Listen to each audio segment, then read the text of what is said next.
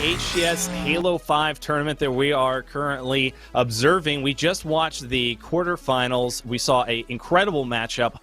No Ice was able to get past Fung 4 just by the hair on their chinny chin chin. But now they are facing against a Goliath in Sentinels. This is a big matchup. Gary, what are your thoughts? We saw that they had clutch moments, right? That they're able to take down big time players. But the question is, are they Titan killers, right? This is no joke, right? These are 3 world champions and 1 extremely talented pro player with them, and it's gonna take all of their effort to come out on top. And Frosty is immediately doing Frosty things. He gets right up in there, takes down that player with the railgun. But that railgun did not fall off the map. JK was able to get his hands on it, so they're still gonna be able to maintain that rail control and potentially use it to get themselves an early lead in this game. But this is where you just cannot see mistakes from this No Ice squad, right? They're going to take every advantage possible and push it right back at you. That's the kind of team Sentinels is. They are absolutely going to keep the pedal to the floor at all times. But Frosty gets that railgun, and Frosty, it's so exciting to see him back in Halo 90. I'm just happy to say his name once again. I've been watching him all day. He is one of the most exceptional Halo players you can possibly watch. I think that goes for all of the Halos I've witnessed him play, whether it's Halo 2 Anniversary or Halo 3. He even played a little bit of Halo 2 Classic on his stream. He's played Halo 4, and we've seen him do incredible at that. All the Halos, he just is a dominant machine, and it really is amazing to watch him. We are seeing the triple cap come out of Sentinels. Sentinels are the 2-time world champions. They have done it over and over again. And Frosty, it's like he never even stepped away from the game. He is at the same level that he was playing at towards the end of Halo 5. He just doesn't miss a beat. It's so unique watching Frosty because he just looks so confident in everything that he does, and he does it at a different pace. It just feels as if he's always just a step ahead of most players. He's getting those unique angles like he got on Gold Star BR right there and takes him out and finds the double kill on JK as he's falling. He eventually gets taken down from a back smack, but the damage has been done, man. Frosty has made his statement early on in this game. He used that railgun to its full ability. He got behind players, he got easy kills, and he let his team get an early trip cap. And it just seems as if everything is going in their favor thus far.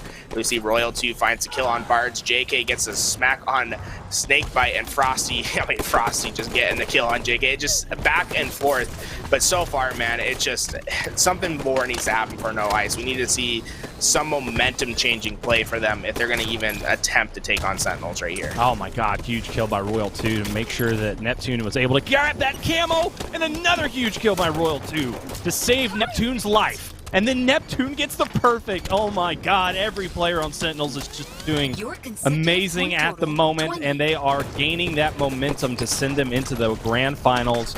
They are just looking too perfect. When you think of perfect Halo, you think of these guys, Royal 2, Snakebite, Frosty. They can just make miracles happen. Neptune, though, we're not talking enough about him. He is being a slaying machine at the moment, making this camo really just everything he needs to put this one to use. Killing spree out of him, and still alive. Just dominating the map at the moment, just being a huge distraction. Royal 2 not allowing anyone to touch him, using that scatter shot effectively. And the triple cap is not being...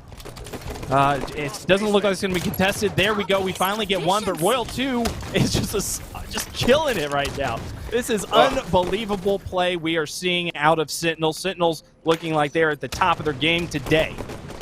Yeah, absolutely. And, you know, it really is just a testament to how they don't make mistakes, right? And we talked about it earlier with No Ice. They play really confident, although there's a lot of times where maybe they're just young and they don't realize that the play that they're making is wrong. But as long as they do the wrong play confidently, they'll be fine. But the problem is that you can't make wrong plays versus Sentinels because they'll take advantage every single time. They just have that much experience. They played at a higher level compared to everyone else in this game for 5 years, and that's not going to stop anytime soon. So this is where No Ice can really just take their lickings and just come back as a better team when it comes to rig strongholds next week, because this is absolutely not going in anyone else's favor. Sentinels is just fully controlling the map right now. They are now not. They finally lost their control. So maybe No Ice makes something happen right here, but they have a railgun and an invis now, an idea. Just this is absolutely all in Sentinel's favor. They look head and shoulders above right now. Yeah, the Predator combo being in the hands of Frosty is the last thing you want to see. This is going to get out of control. And there you go, 3 down for No Ice. Not really doing much of anything to control the map. And that's kind of the problem we saw when they were facing off against Fung 4, is that they just really couldn't hold control for very long.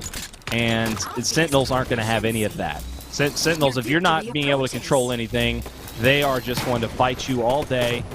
And they're not going to have a problem whatsoever being able to take control and keep it from you. And that is exactly what we're witnessing right now. Frosty doing a good job at double teaming each one of these players to hold down this tower. Now he's landing some exceptional shots. He's just going to back down. Doubling back, though, with the grenade out. He gets taken out, and we have only got a few more points to go, and that just looks like an impeccable game from Sentinel so far. They got them to some close games last week. These guys are no slouches. I think the games that they did get them close in were the newer game types, right? So it was the oddball, it was the refuge flag, where they really showed off, where they showed how even they were. This Slayer on Plaza, that's a map where these guys on Sentinels have 5 years of experience of being the best in the game, right? So they're gonna play at a different speed, but that is absolutely no reason to say, hey, they can't do it. But Frosty has a sniper rifle, and he's one of the few players where you could just he hits more than he ever misses. I feel like with the sniper rifle. Oh yeah. He just, okay, yeah. I mean, yeah. Okay, Frosty. Just, there you go. Goes up and just blames just about everything. Looking great. Going to set up here at blue, just play around his teammates. He knows he has one down there. He's going to get taken down, though. He knows he needs to start backing up. These players from No Ice are going to be hunting him down, trying to get that snipe out of his hands. But Frosty says, not today. He takes down that player hunting him. He does have 1 or 2 more shots in that gun, so we're going to watch that player. He's going to pick it up. He's going to try to land something, try to find... Whoa, what was that ledge he just jumped on? Okay. There's just a tiny little ledge underneath that window that you can clamber on. I don't even think he intentionally meant to clamber on it. Because it really doesn't have much use, except for maybe dodging the occasional nade, but Neptune putting that one to work. As he's putting down damage over into this flower door. He still has a couple bullets, but I just want to point out there's 8 kills for Sentinels. Frosty's responsible for at least 5 of those, as he was on an early killing spree. And you know, maybe we'll see this team just slow down a little bit when Frosty doesn't have that sniper rifle, because man, he was just flying around with it, hitting everything that we see. And he has such a unique sniping style where he has this flick that it almost feels as if he's on mouse and keyboard sometimes, with how fast he flicks with those sticks and finds those snapshots that he does hit. But so far the game is relatively close between these two squads, and that's a testament for No Ice, just maintaining the pressure that they've been able to maintain early on in this game. The question is, how long can they maintain this threshold? They cannot get too far behind, because Sentinels just won't let them come back. Huge OS being able to get taken down there. That is going to be a very big kill. And now we're going to witness a little lull in the gameplay here. We're going to see a little bit of a standoff in the middle of the map. We're not seeing too many spawn kills, which is surprising to me. Usually you'll see Sentinels just flying at you. But they're playing a more reserved game right now, holding them in the areas of the map that really don't pose as much of a threat. Frosty getting some nice kills across the map. Royal 2 gets taken down by a nice double team. And here we go. Here comes the push. One player down at the bottom. He's going to get singled out. Great shots by JK. Now he's at the top of the map. He's going to make his way over towards the sniper spawn. He's getting some good call-outs right now. There's players underneath him going for that sniper. He's got to get this player. He does. JK's going to grab the snipe. He needs to get the heck out of there. He does try to land one. He doubles back. Very good confidence out of him. I'm pretty sure he was dead to rights no matter what. He had multiple people shooting him. So yeah, now the sniper goes in the back of the hand of Neptune. Yeah, I think he just recognized, hey, I'm gonna die anyway. I'm just gonna get rid of as much of this ammo as possible, right? As if Sentinels doesn't have it, they can't put it to work. He's gonna put. He drained 3 bullets away from it. That means that if he hit that snow scope, it would have absolutely changed the game a little bit. JK7 once again with another double kill in the feed, man. I think he needs to change his name, JK double kill, because he does it over and over again. Neptune does get him, clips him on his way out, and is gonna take him down. But JK7, he's proven himself right here, man. He is an absolute monster, and it seems like he gets out of these 1v2 situations so often, always finding these double kills on the map. Multi-kill king, to be honest. Yeah, he's been having an exceptional day. His performance has been unbelievable, to say the least. I've been watching him and just saying, my God, how is this guy just now breaking out? It seems like I would have known about him a lot longer. But hey, it doesn't matter when you start to make your big break, as long as you keep at it, and persistence is key. And so far, it's really paying off for them, because they're going to learn so much from today. I mean, look at this. They are winning this Slayer by a lot, and they are exceptional at the moment. They are not giving up whatsoever. They're getting themselves back into this series for a tie. They want to get this one 1-1. And you already said it. You said this. They had an incredibly close series last week against Sentinels as well. Yeah, I mean, it was a 3-0 in the end, but the games were just really close. I think it was 10 to 15 seconds on the oddball, and no ice would have taken the oddball game. And it was a replay on the CTF game. And I think Slayer is just really where we see these guys perform the best. We saw it. They took both the Slayers in their previous series. It seems as if they really know how each other play. They know what speed they can play with each other. They complement each other well, and they find the correct collapses. Now, this is where Sentinels can absolutely break down a team's mental, though. If they come back down 29 to 42 and take a game, I mean, that would be absolutely insane. But that being said, these guys from No Ice, they're young, right? These are players that they look up to, you know, like Royal 2, Snakebite, and Frosty. These are players that are kind of, they really just admired coming up into the scene. If they're able to take a game off of the best team to ever play in Halo, that would be an absolute testament to their improvement thus far in Halo 5. Yeah, at a certain point, you are going to grind hard enough and get to a level to where your idols become your rivals. And once you reach that point, you have to understand that you cannot give them the same respect that you once gave them as a fan. Like, you have to leave that mentality behind. You can't look at their names anymore. They are just obstacles in your way to the finals, to the trophy, to the money. And I think it's safe to say they left them behind 90, because they are dominating so far at the end of this layer. Right, so the oddball that they played that was really close was on Fissure. This time it's on Echelon, a newer map where, you know, the Sentinel squad, they don't have as much experience. In fact, oh my Frosty! Yikes! You know, that is a risky play, just to go up the green stairs like that. Frosty showing why, as he throws 2 perfect grenades for the cluster, like, clip it and ship it, folks. That is something new. Maybe start implementing that into your own gameplay at home, because that was an absolutely filthy nade that Frosty just unleashed on that team. Oh man, I love seeing plays like that. That being said, Camouflage went to Snakebite. He is eventually going to get taken down, and and we're going to see Bards with that rocket now, trying to put it to work. Unfortunately, does miss that player. But considering that, you know, 2 players went immediately down for no ice, you would have suspected them, you know, just getting dominated on the ball time right now. But it looks like Sentinels is opting just to try to get full map control before they pick up that ball and start really trying to get some time on. Whoever that player was that was going up and down that lift absolutely played the hell out of the rocket player. There were 2 rockets wasted there, once by Bards and the other one by the original player who grabbed him. So hats off to him. I think that was Royal 2, was just going up and down, up and down. You could just be in a great distraction and doing an awesome job at that. Royal 2 is one of those guys, I mean, I can't give him enough credit for some of the things he's capable of doing, as far as just being a massive slayer and distraction on the map. He makes his life so valuable. Every time he's alive in a power position, he's the most dangerous player on the map, period. Like, I don't care if he has a pistol or a sniper or rockets or a carbine or even a kneeler. The guy is just going to put it to use and be a huge threat. So he's that person that you've got to take out if he's dominating that side of the map. If you've got a Rocket player and you've got several players double teaming him, and he's allowing that much distraction on him, there's a big issue there. You got to make sure you put more people to swarm on him faster. Neptune with a big double kill there. The ball is going to get taken down, and Rockets, though, are in the hands of Sentinels this time. Let's see what they can do.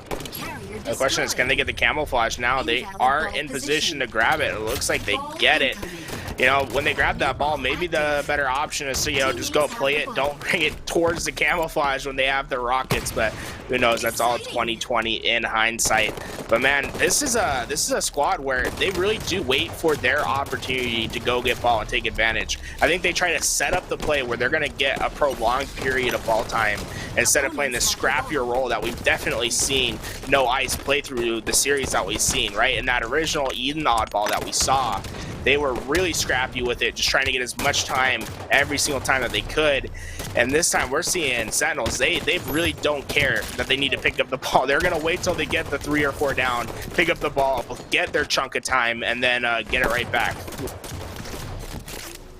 Gold Star going to miss that crucial shot. Now we're going to see some double teams coming in from Sentinels. Sentinels looking great right now, being an absolute swarm on to No Ice. No Ice kind of falling out of the fight here. They're losing control and not able to kill the ball carrier. Oh no! Oh, Royal 2! You cannot let that happen! Yeah, I think that's the second time where I've seen a blue player just go up, try to punch someone, and just they just somehow don't get the kill. Royal 2, I've said it before, I think he's the best pure aiming player of like all esports. You know, people will disagree with me, but there's something about him where he's just so calm and so ready just to take on every single fight. I think you put him in any esport, he's gonna be at the top when it just comes to pure aim. He's one of those Shroud type players that you just know he's just gonna dominate you with his pure aim. And the fact that he has the smarts that he does just makes him that much better. We've seen him leave those back positions to go pick up ball when it was needed and bring it back to his squad. We've seen him just all across the map finding damage, and now Frosty doing his work as he has that nuke combo in the back pocket. He's been getting a couple kills with it, and he's going back to this pizza. This is where we've seen Sentinels really favor on the map, is they want that pizza control. We've always seen a player there, usually it's Royal 2, who can just sit at that back pizza and turret whoever decides to come up top left or top green, and they've done an incredible job of that thus far. Now Frosty gonna have to come in and find that support for these players over at pizza. But I think that is definitely Sentinels' game plan throughout this entire game, and so far it's been working extremely well for them. Yeah, we saw it on Eden when Fung 4 and No Ice were taking on each other. We've got that camo player. I want to go jump on with him, see if we can get to the Sentinels player. Looks like he was taken out. Never mind Frosty, though. We're going to see what he can do with the new combo. But like I was saying, is that in the ball games, No Ice were not doing what's necessary. It's a very crucial thing to be able to play ball and fight around the ball in good locations, really setting up your battlefield correctly. And that's exactly what Snakebite did. He took the ball into Pizza, laid a grenade down behind him, gave himself all of the advantage that he needed. Those are the plays that you need to see out of these boys on No Ice if you want to see them take a game like this from a team like this. Ball incoming. Yeah, and I look at Snakebite, you know, he gets that spot, he knows immediately, hey, the second I feel pressure, I'm playing this ball and letting my team reset. They reset, they get blue control now. So what they're doing is really, they're letting the blue team, No Ice, just get up into them, leave their positions, take these riskier fights, and then if they get somewhat close to killing the ball, they're going to play it and then just play the other side of the map. And there we see a quick rotation from Frosty, as once again, they let them rotate the blue, they get them out of position, and then they rotate the ball and get slays on the back end, and it's just been effective for Sentinels thus far. And I think that has a lot to do with just their slaying ability, right? They can give up a little bit of map control for a second to let players push into them just to get those quick rotations, because they know that they can just get behind and win their individuals. But something has to change here and now for No Ice, because Sentinels has just shown that they are just a superior team in this oddball, and I feel like that's been the story in the objectives thus far. They need to do something different, as we are seeing the last seconds being put on for Sentinels right now. Yeah, Ball and Stronghold are just the most advanced objective game types, and when you're playing against the best team in the world, it's going to be much harder to beat them on those game types. Flag, Slayer, maybe not so much, but definitely these two game types, it's going to be tough, and that has obviously been proven here. They just don't have a chance in hell. No Ice are getting dominated, killing spree out of Snakebite, and he is just patrolling the objective so well right now. He's going to put some great damage in. He doesn't switch his target to pick up the guy no shield, so that is telling me that he wasn't able to grab that call out fast enough. But to talk about Sentinels a little bit, I wouldn't say they're at the top of their game. Obviously, we've seen Neptune play great, but you know, there's a special something to be said about teaming with Lethal for so long, being a roster for so long, being dominant for years and years, almost 5 years. You know, they're not at their tippity-top best shape right now. They're just learning how Neptune plays. I even watched Frosty stream. Frosty's a little under the weather at the moment. He's been a little bit sick. And so they're definitely not at their highest ability, but it doesn't matter. This Sentinels team is resilient, and they are proving why they are the champs. They are really putting in some great work right now. Snakebite off the map. See you later. Neptune playing it super patient right now. Gets out the needler, slaps a player across the face, and that is going to be a 2-1 lead for Sentinels here in the semifinals. If you guys are just tuning in, No Ice was able to dominate the Slayer, and now No Ice need to get this one to stay in this tournament. Yeah, and this is where you don't want to be, is against Sentinels on Coliseum flag. This is their bread and butter, right? We saw Splice. They took over the Coliseum CTF meta for a while, but at the end of the game cycle back in DreamHack 2018, I don't believe they dropped one Coliseum map for like 2 or 3 tournaments, it felt like. And look at them, they've already got this flag out within the 30 seconds. They got it all the way to their cardistry. If Neptune didn't fumble that flag a little bit, I'm sure that probably would have been a cap. But good resilience. You see Cold Star PR has the T-squared over at the elbow, man. I don't know if he knows what he wants to do with it yet. He's just sitting back. He's like, hey, I'm going to see if anyone overextends, see if he can get a couple kills. The one thing, you cannot die right here and give them both the power weapons at the elbow, and that is what's happening. Get yourself off the map. Nope, that sniper rifle going to stay in that corner. Honestly, 90, I would like to see him just throw that sniper off the map at least. Make sure that's not going to go back into the hands of Sentinels. But great job by JK. He gets that flag out. And you know what? Maybe I'm speaking wrong, because the sniper rifle did go into the hands of Dragon, and JK has this flag all the way back to his base, and they're going to get the first one. Oh, maybe I spoke too soon. The nades come through. There we go. The first one on board for No Ice. So they do end up counter capping. Great job, great resilience from them early on in this game. Yeah, I can't remember the last time that I saw the T-squared combo coming out of a player on this map. I think it was like Renegade back at the World Championship that he won with Splice. But it's just a rare oddity that you just don't see on this map too often. Frosty landing a great no-scope, and he's going to just play this map like it needs to be. He is just always so good on this. He knows exactly what to do. He's going to sit in this corner. Look at this. He's going to sit in this corner. He's going to let the flag player get in front of him. He's not going to shoot the game. He's just going to go and walk up to this flag and get the sneaky return. That is game sense at its point right there. That is absolutely incredible from Frosty. He's showing that you can make plays without even having to shoot your pistol right there. Read the absolute hell out of No Ice and got a reset without even having to shoot his pistol. That was next level plays. You love to see it. That's why you learn so much from watching the best. That's why I've always talked to people about watching pro level gameplay and just studying it over and over, because you can bring that to your own gameplay and incorporate it and become an even more complete player, because that's what Frosty is. He is a complete player, one of the most in the game. He can do everything, and he is just so dangerous. But it is a 1-1 game right now. No Ice showing why they are contenders in this tournament, but Frosty's going to shut that one down. Double out of him. He's going to cover his teammates back while he grabs this sniper. We've got some spawns. They're going to go low. He lands the headshot, though, and he's just going to bait this flag. He's not going to let anyone touch that. I'm barely certain that Frosty was born with dreams of Coliseum, because the way that he plays with the sniper rifle on this map is unreal, just blaming everyone that comes into his view as he finds another one coming out of the cave. This man needs to be nerfed. Someone take him off the map, as he is putting this sniper rifle to critical work, just taking player after player out. Such a good read there, knowing that they're going to spawn in the cave with all that action on the other side, and making sure that he pre-aimed it at the very second that they were able to spawn. You see that he got those hit markers. He knows he landed the nade. Going to be able to take out JK. Now he's just still patrolling this area, not letting these players out. They are trapped. They have been trapped for the longest time.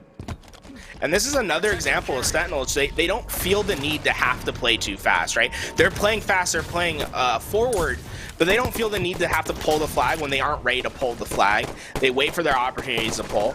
Unfortunately for them, that Rocket player, I think Frosty thought he was going to get the back smack. He didn't get the back smack, so that Rocket did go out and stop that that flag player. But if he would have gotten the back smack right there, that's 100% a flag cap for Sentinels. But how often do you see players just live at the opposing team's DMR for extended periods of time? It does not happen that often, but the amount of pressure that Sentinels was putting into the blue team's base allowed him just to stay alive there and put down massive amounts of damage. And Neptune is in the base. He's ready to pull the flag. And one thing you're going to notice, 90, a lot on this map is you're going to see rock side pulls so often. And it's so important that when they do opt to do those rock side pulls, that they do go out and block the elbow spawn. That's why the blue team was able to get the kills that they got right there, but they do make up for it. You know, we see Snakebite get back to this flag, and he's going to get the second one in for his team. But we're really going to see the meta shift towards those carbine runs, towards the rock side run, where it's just so easy to get it to that 50-yard mark without taking any damage. It's so hard to come back and rotate through the snipe side, as we see another rock side run from Dragon right now, as he's getting it right back to his base. We're going to be tied up 2-all if he gets around this corner. Yeah, that was a quick 3 down for Sentinels. Right away, they got that counter cap. That's exactly what you want to see if you're a fan of these no ice boys. And they immediately went for another one, throwing it out. That was a little ambitious, and that is what we see time and time again from no ice, is that they fail to go for those slays when they need to the most. And that was a moment right there where if they had held on to control a little bit longer, maybe gotten 2 cycles of spawn kills, they could have gotten another flag cap back to back. But they tried to just sneak it out. Dragon. But oh my gosh, yeah, Dragon just killing it. That was one of the nastiest reversals I think we'll see in the day. That was falling down. The player had height advantage across the map. That was absolutely sick from Dragon. But one thing I think what best describes this team, 90, for no ice, is that if you play chess, there's this thing called the gambit, and I feel like they gambit so often, where they send a player forward, where they kind of sacrifice some sort of position to get enhanced speed on the map. They get into the base, and then they look for the opportunity. They're looking just to get 3 players down while they're in that forward position. That was a collat from Frosty right there. As he hit the player, that's going to open it up. That's going to do it. I mean, with that collat, I don't think there's any possible way that Snakebite goes down right here. That's going to be a win. But no ice, man. They can really go and hone their playing skills and come back in and potentially take another game off this squad. I'm extremely impressed from this no ice roster. They just have to clean up a little things, and I think that's happening because for the first time, you know, they're playing a true God squad where you have 3 world champions, you have a player that's taken top 3, that's been on the top stages, and for them to perform as well as they did versus that squad, I think is a testament to what they're going to prove come Halo Infinite.